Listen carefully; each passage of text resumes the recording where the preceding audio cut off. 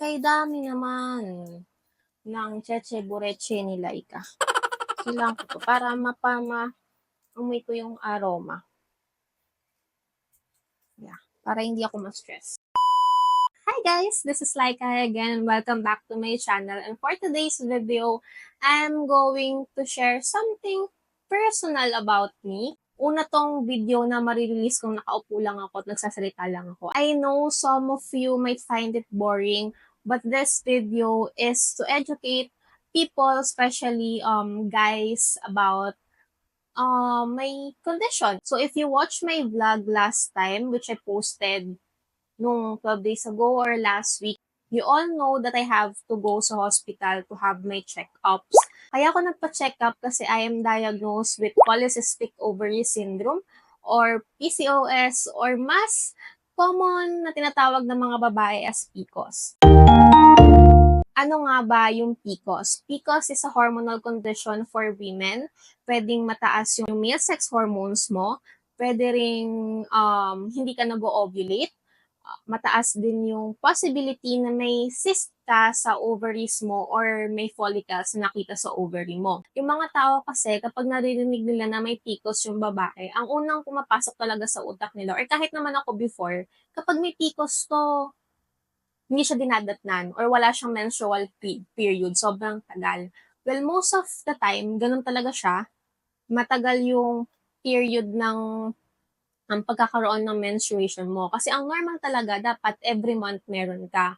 Pero yung ibang mga babae, minsan 3 buwan hindi dinadatnan, minsan 4 na buwan, minsan 1 taon, depende sa kung gaano kalala yung PCOS mo. Hindi lang dahil meron kang irregular menstruation, dun mo lang malalaman na may PCOS ka. Pwede ding madami ka ng acne marks or acne sa mukha mo, lalo na dito sa part na to, sa jaw part. Diyan ako meron before. Lagi kang may mood swings, lagi kang galit, mabilis kang mairita, mabilis kang malungkot, biglang masaya ka, or di rin pwedeng nagda-diet ka, pero parang hindi gumagana, mataba ka pa din kahit anong gawin mo.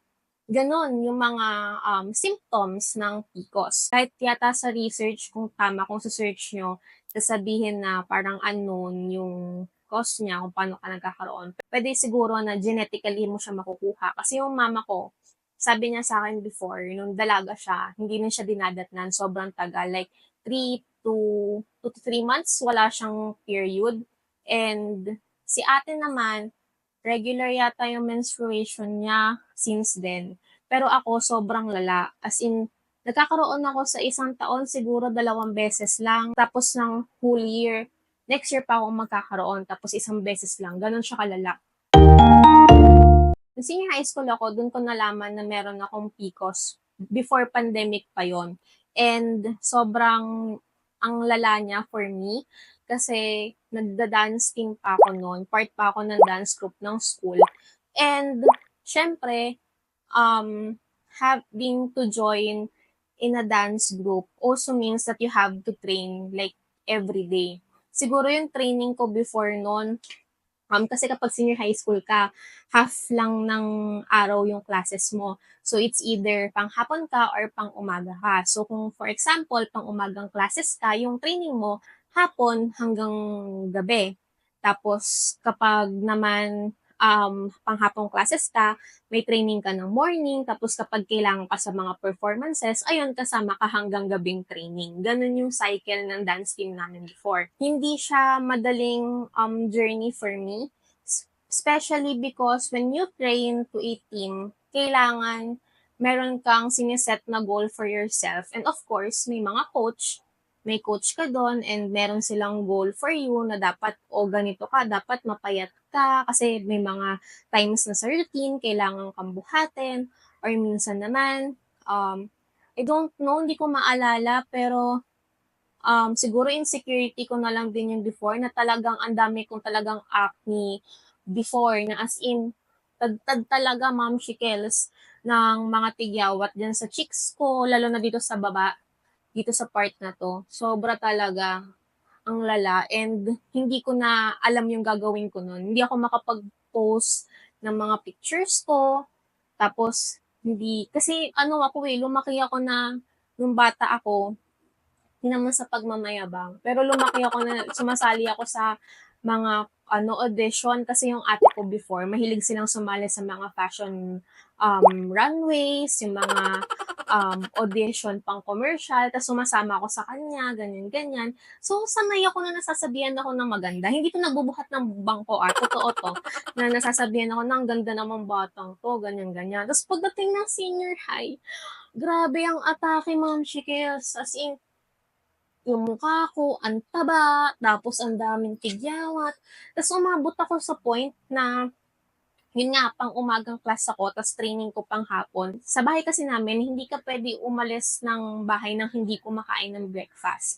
So, yun, kakain ako ng umagahan kasi maghahanda si mama. Pero pagdating ng lunch hanggang gabi na training, kapag napapasali ako sa mga performances namin before, wala talagang kain.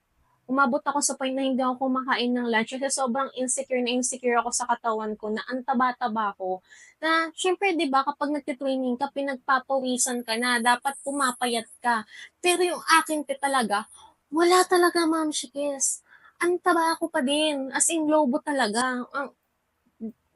Ang laki talaga, B. 'Pag naalala ko natatawa na lang ako, pero sobrang insecure ako nung mga panahon na yun. Isa yun sa mga insecurity ko.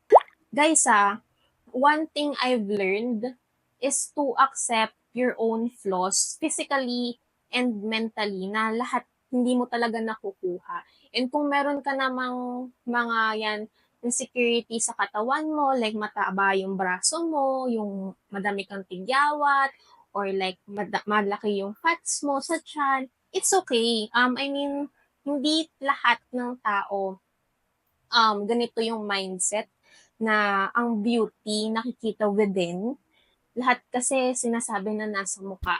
It's you na kailangan i-accept sa sarili mo na maganda ka in all ways, outside or inside.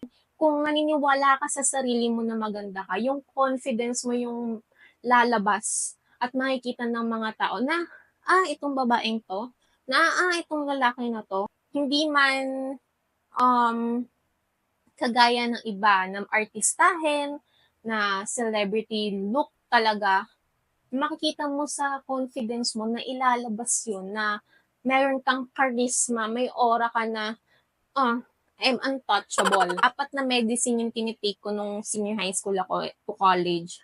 Dofaston, yung Dofaston, use siya para magkaroon ka ng period mo. So, minsan, um, binibigay yun ng doktor sa'yo na medication. Iti-take mo siya ng 10 days, 7 to 10 days para magkaroon ka. So, dadatnan ka na niyan. Magre-regla ka na. Tapos, yung tatlo naman, Altea. Altea is yung pills ko. Tapos, meron pa akong vitamin D 300 and calcium. Apat na gamot yung iniinom ko sa isang araw.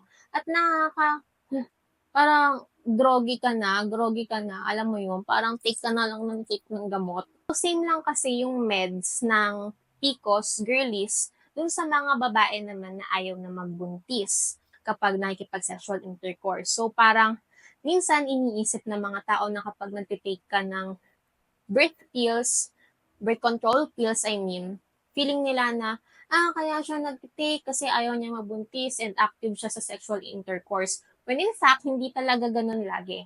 Kasi same nga lang siya ng medication. Ang side effect ng Altea sa akin, ang sakit sa ulo talaga niya, hindi ako makapag-focus sa pag-aaral.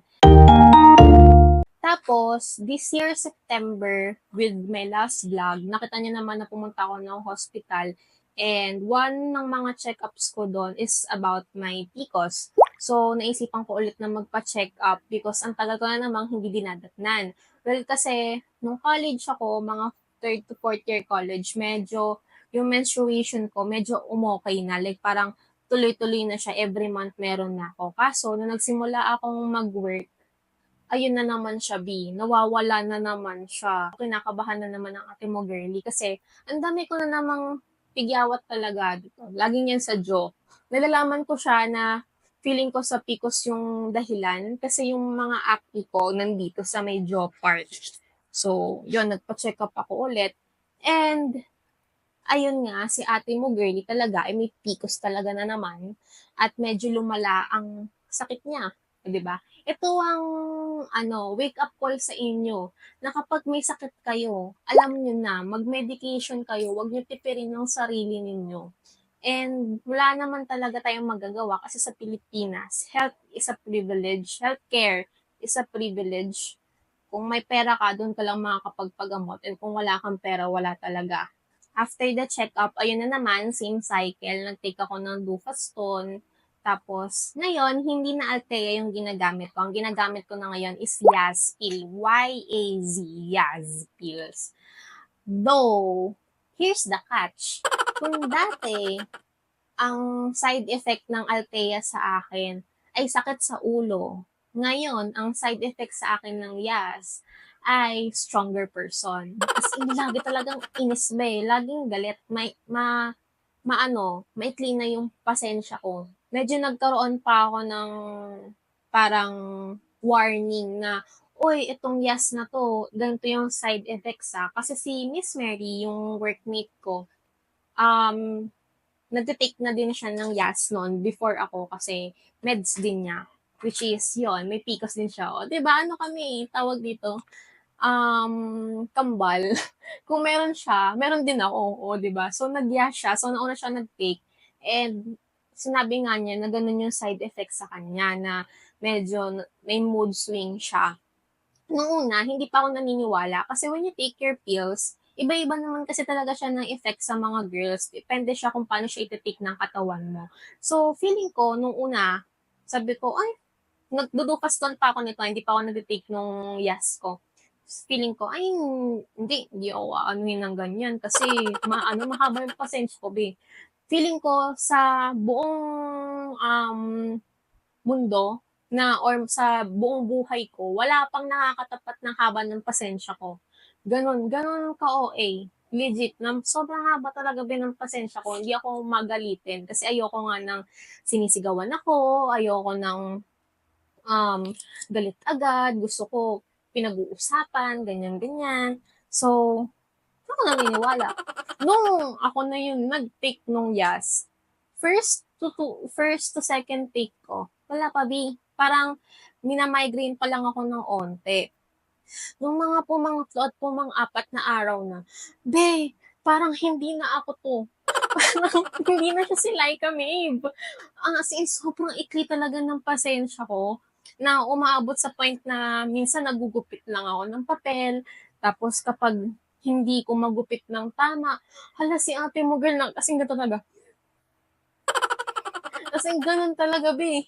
Hindi siya OA And kahit ako sa sarili ko, nahihiya ako na, hala, ganun ako. Hindi ko rin alam kung side effect siya ni Yas or sa sakit ko lang kasi meron kami sa pamilya na parang sakit na anemic or anemia. Si mama kasi mababa yung dugo, si ate mababa din yung dugo. Ako din, mababa din yung dugo ko.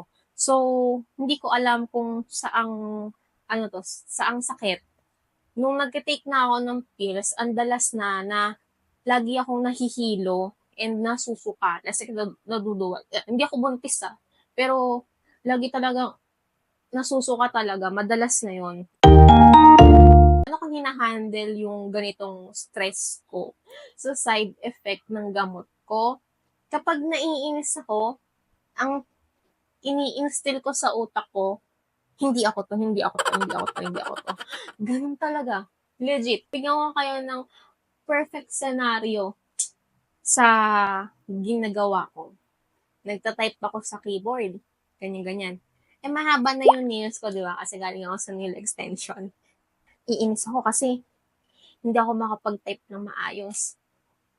Hindi naman kasi ako, pagalit talaga ako, hindi ako mapalasigaw, hindi ako ganun tao. As in, kinikim-kim ko lang. Pero ngayon kasi, na nag-take ako ng Yas, may tunog na yung kim-kim ko. Like,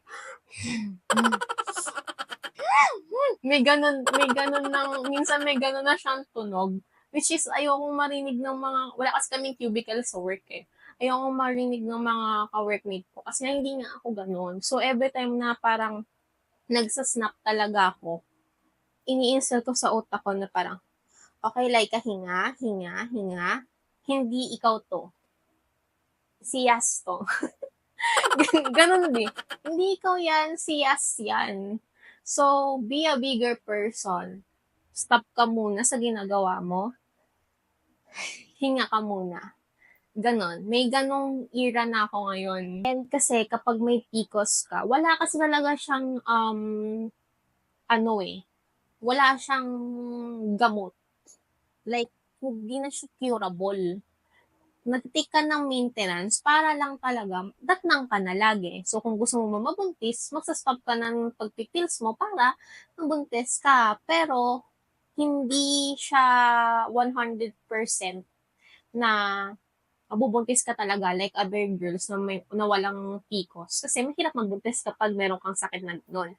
But, ayun nga, maintenance na siya, pero it doesn't mean na curable na yung sakit mo. Pero ang na-realize ko lang for having a PCOS, you have to take a drastic change of lifestyle. Dati, lagi kang kumakain ng junk foods, kailangan mo na ngayon kumain ng masusustansya. Kung dati, tinatamad ka maglakad-lakad, kailangan mo na ngayon tumakbo, kailangan mo na mag-exercise, mga ganong maliliit na bagay. Mahal kasi talaga magkaroon ng sakit na PCOS. Meds pa lang. Yung iba nga nagtitake na ng meds, tapos kumukuha pa sila ng mga diet meal plans. Yung mga ganong babae, kapag may mga malalaking budget. Ito meron ako mga isa-suggest na mga products na trinay ko before na medyo effective sa akin. So, itong mga i-recommend ko sa inyo, hindi to binigay sa akin ng mga doktor. It's only the products that I have tried na nag-work for me. So, if hindi siya nag-work sa inyo, it's fine, wag nyo na lang i-take. May makikita pa kayong talagang iba pang product na baka siguro maka-help sa inyo. Pero ito yung mga products na nakatulong sa akin nung college ako and ngayon. Nag-i-Instagram branding post ako and may nakalala akong brand. If I'm not mistaken, ang pangalan niya is Shakamana Health something. Shakamana Health. O, di ba hindi ko na maalala? Kasi tinay ko siya nung senior high school ko. Basta, nasa puti siya na bote. Lalagay ko na lang dito. Nasa puti siyang bote. Tapos, iti-take mo siya everyday. And nung tinay ko siya, hindi ako na nagtitake ng meds nun. Gumagana siya. Like monthly, nagkakaroon ako. Second and last product na ginamit ko is yung, ito, Hikari. Lagi ko tong ni-recommend. It's a Japanese intake glutathione. I know, medyo weird ba kasi bakit ako nag-recommend ng glutathione sa inyo. Na-try ko siya, binigay din sa akin ng brand. Pero ito hindi to, itong video na to, yung paid promotion. Kung isa kang PCOS girly na ang atake naman sa'yo ng pagka-PCOS mo ay sobrang dami ng acne marks. As in, tad-tad talaga.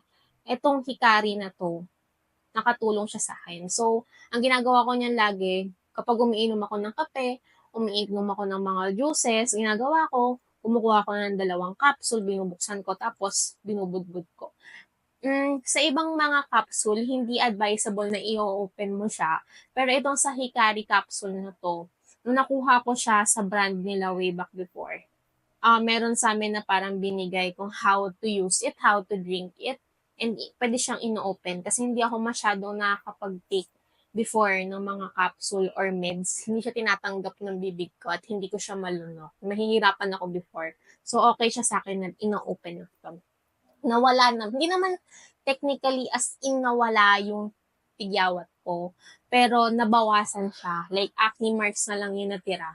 So, gumana siya sa akin. So, I hope na kung paano gumana sa akin itong mga products na to, kung na-try nyo man, kung itatry nyo man ngayon, sana gumana din and makatulong sa inyo. Bakit nga ba ako nag-share sa inyo ng story ko about PCOS? Because there's a lot of things to learn about this condition.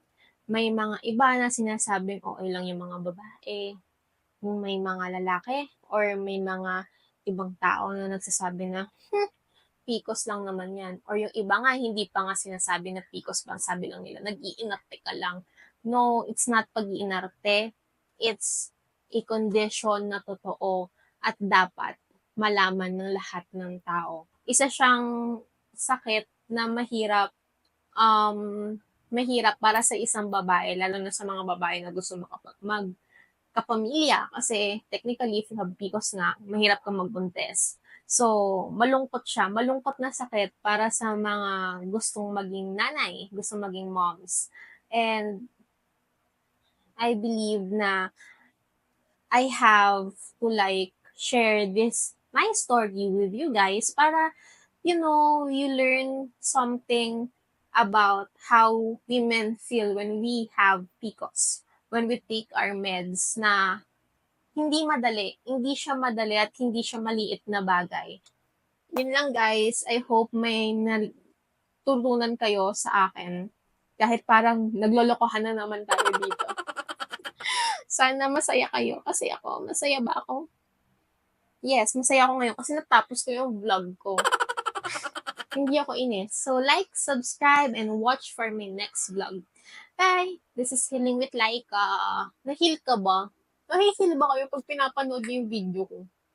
Kasi ako hindi ko alam. Minsan parang tinang makapag-gusto niyo para akong galit, pero hindi ako galit. Sana nagiging masaya kayo kapag napapanood niyo yung video ko kahit nakaupo lang ako right now. Bye!